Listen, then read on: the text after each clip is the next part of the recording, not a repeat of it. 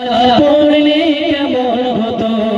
নূরায়নে রাসূল পাক দেখিলে কেমন হতো জন্ম আমার নবী যুগে হলে কেমন হতো জন্ম আমার নবী যুগে হলে কেমন হতো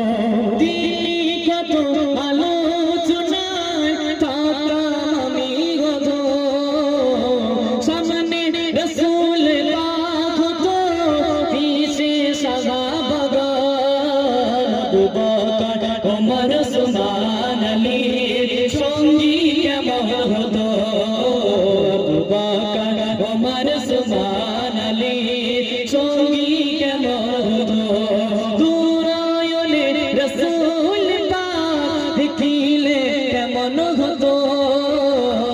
নূরায়নে রাসূল পাক দেখিলে কেমন হতো